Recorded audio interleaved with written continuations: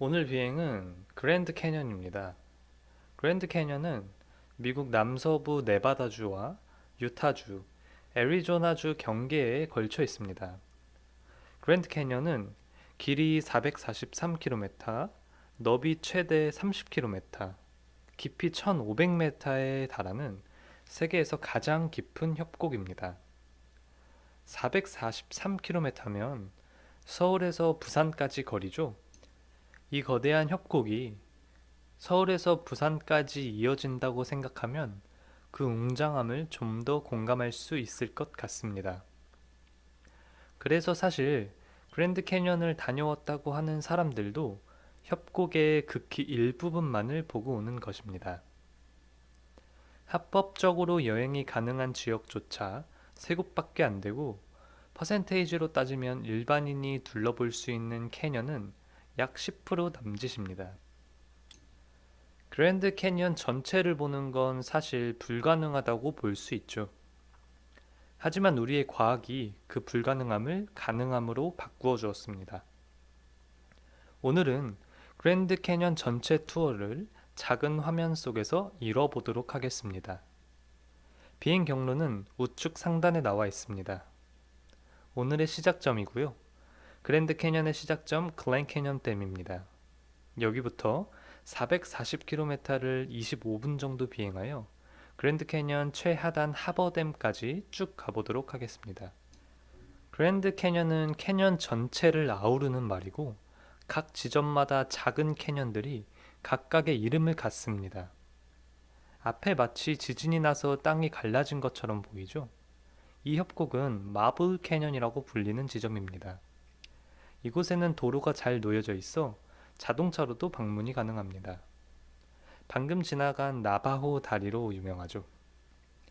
마블 캐년을 지나 사우스림, 노스림까지 가보도록 하겠습니다. 그랜드 캐년은 정복의 목적이 있지 않습니다. 대부분 여행을 목적으로 오죠. 많은 사람들이 여길 찾음으로써 각박한 현실 속을 일탈하고 다시 현실로 돌아갈 힘을 얻습니다. 역설적이긴 하지만 각박한 현실이 있기 때문에 여행이 그 의미를 가지고 더 아름다운지도 모르겠습니다. 현재 우리 비행기는 시속 약 870km, 고도 1550m에서 비행하고 있습니다.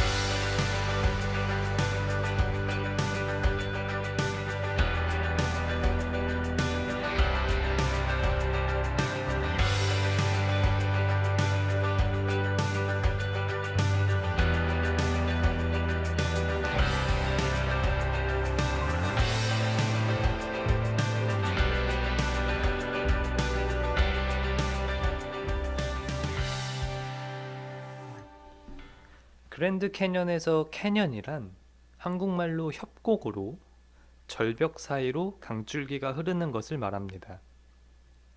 그랜드 캐년 사이로 흐르는 강은 콜로라도 강인데요. 위에서 보면 굉장히 작은 물줄기 같지만 실제로는 평균 폭이 91m, 평균 깊이가 12m로 거대한 물줄기입니다. 우리나라 금강 평균 깊이가 80cm, 즉 0.8m이고 남한강도 약 2m 정도입니다. 국내 대부분의 강 평균 깊이가 2m를 넘지 않는데 콜로리다 강은 그의 약 10배의 깊이를 가지고 있다니 참으로 무서운 강입니다. 나아가 콜로리다 강이 흐르는 평균 속도는 6.5km인데요. 한참 장마철에 한강의 유속이 가장 빠를 때 그 속도가 5km입니다. 콜로리다 강은 장마철 한강보다 매일 30%나 빠르게 흐르고 있는 것이죠. 그래도 이 거대한 협곡을 만들기엔 조금 작다 생각하시죠? 맞습니다. 사실은 60년 전만 해도 지금보다 콜로리다 강은 11배나 더 컸습니다. 이렇게 지금보다 훨씬 빠르게 침식작용이 일어났다고 생각하면 이런 조각을 만들 수 있었다고 생각이 되네요. 60년 전보다 콜로리다 강이 작아진 이유는 그랜드 캐년의 현재 모습을 보존하고자 그랜드 캐년의 시작 지점과 끝 지점에 각각 댐이 건설되었기 때문인데요. 댐이 건설됨에 따라 방류량 조절이 가능해졌고, 그래서 지금 그랜드 캐년의 조각 역사는 잠시 멈춤 중에 있죠. 현재 우리 비행기의 고도는 약 2300m이며 비행 속도는 870km입니다. 그랜드 캐년 중부에서 다시 찾아뵙겠습니다.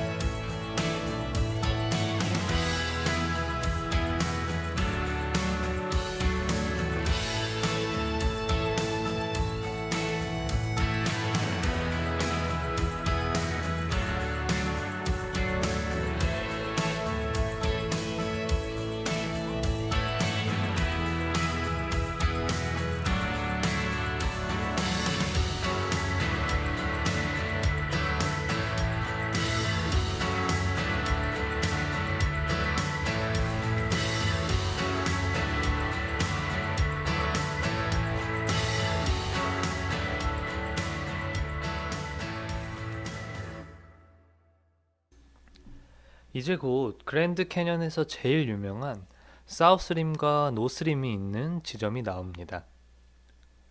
대부분 그랜드 캐년을 갔다 왔다고 하면 이 사우스림과 노스림을 다녀왔다고 볼 수 있어요.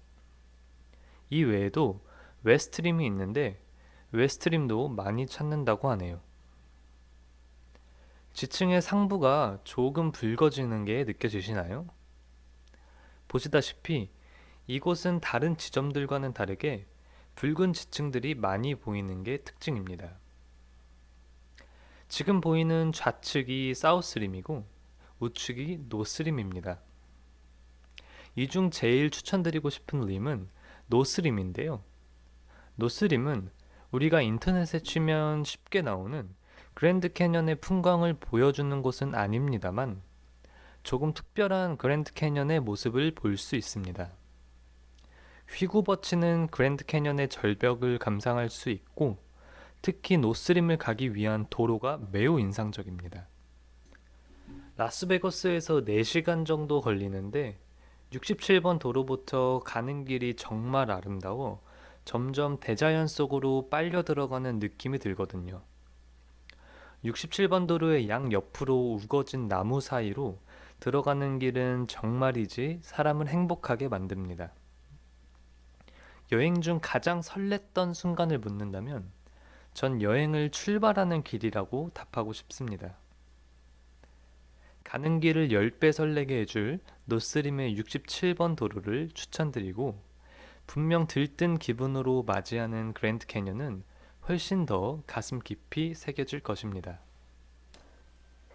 다음으로 지나갈 곳은 미국 진짜 현지 사람들이 하이킹으로 자주 오는 곳입니다. 그랜드 캐년 안쪽에는 우리가 알지 못하는 보석 같은 공간들이 굉장히 많은데요. 지금 지날 이 지점에 보석 같은 장소가 숨어 있습니다. 보석 같은 장소는 바로 하바수파이 폭포입니다. 이 폭포는 미국인들이 트레킹 코스로 많이 가는 곳입니다. 다이빙하고 놀기 너무 좋은 공간이죠.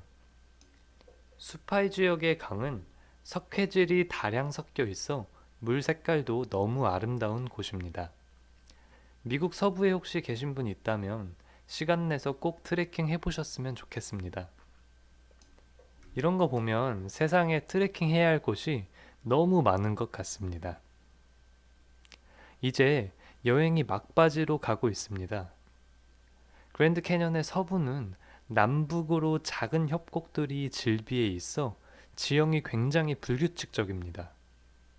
이런 캐년 전체 모습을 감상할 수 있도록 비행기가 이제 상승할 것입니다. 조금 더 높은 곳에서 그랜드 캐년 지형을 감상하시면 되겠습니다.